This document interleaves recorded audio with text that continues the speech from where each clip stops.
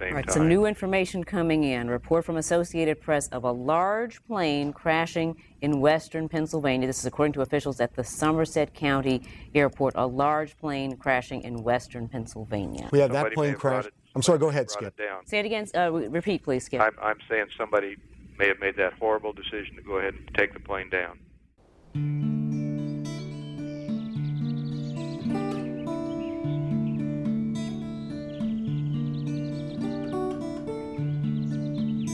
10:03 a.m., Shanksville, Pennsylvania. United Airlines Flight 93 allegedly plows into an abandoned strip mine at 580 miles per hour. 20 minutes flying time from Washington, D.C.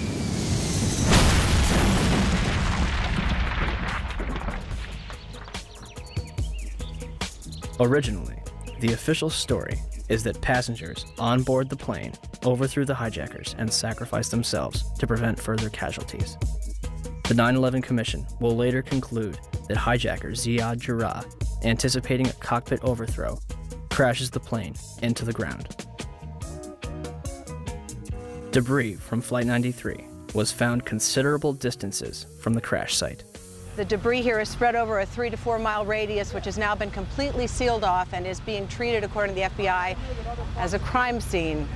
This is one of those cases where the pictures really do tell the story, that sort of the most horrifying aspect of this particular crash scene is how little debris is visible. That's really all you see is a large crater in the ground and just tiny, tiny bits of debris. There has been at least one report that the investigators out there, and there are hundreds of them, as I said tonight, have found nothing larger than a phone book.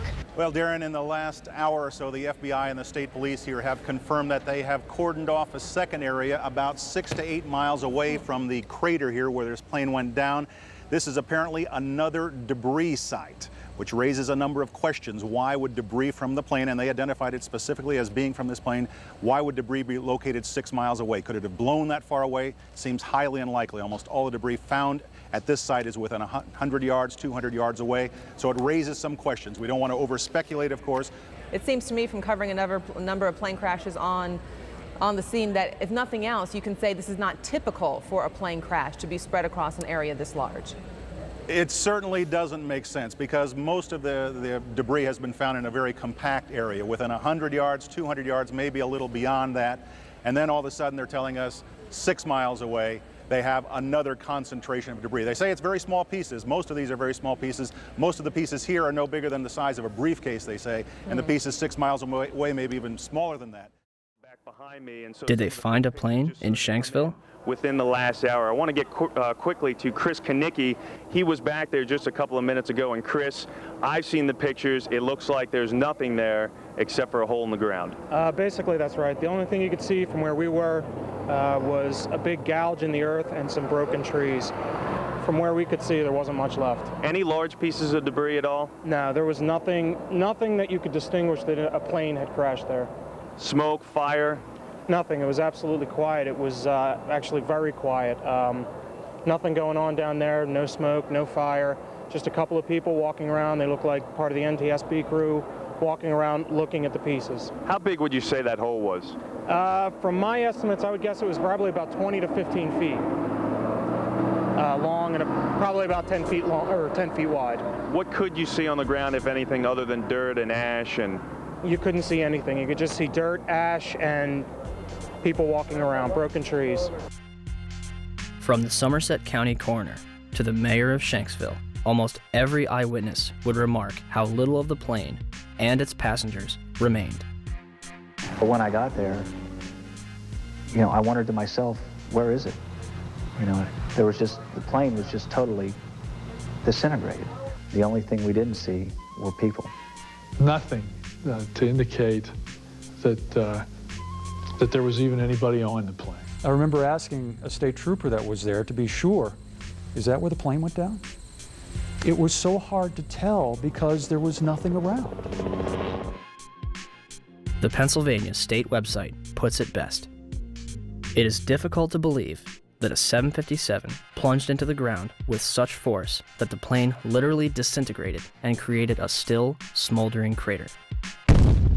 is there any historical precedent for a commercial airliner disintegrating upon impact?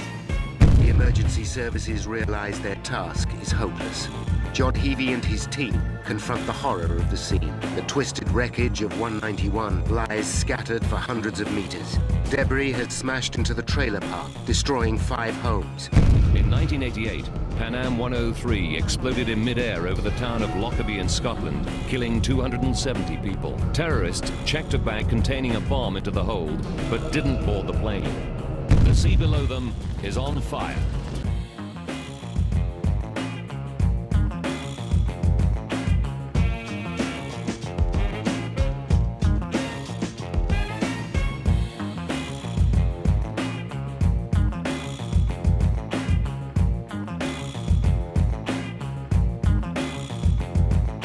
The governor is saying that the pilot was able to dump fuel over Jamaica Bay.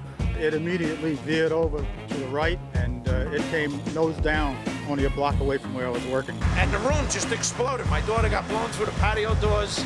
My wife got blown into the living room, and I got blown out the patio doors behind my daughter. Several blocks away from the primary crash scene, the aircraft may have been rocked by vibrations severe enough to knock the engines off the wings. Jim, let me just tell our audience what you're looking at. These are from Jamaica Bay. This is clearly a part of the plane. Yes, that would be the horizontal stabilizer, the vertical tail fin on the back of the airplane.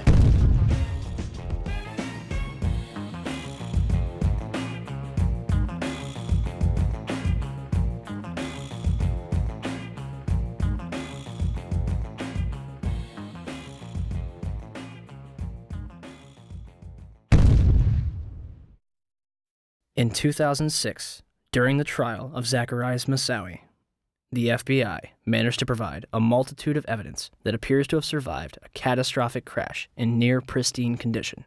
Among the exhibits were a red bandana, a Kingdom of Saudi Arabia driver's license, John Talignani's driver's license,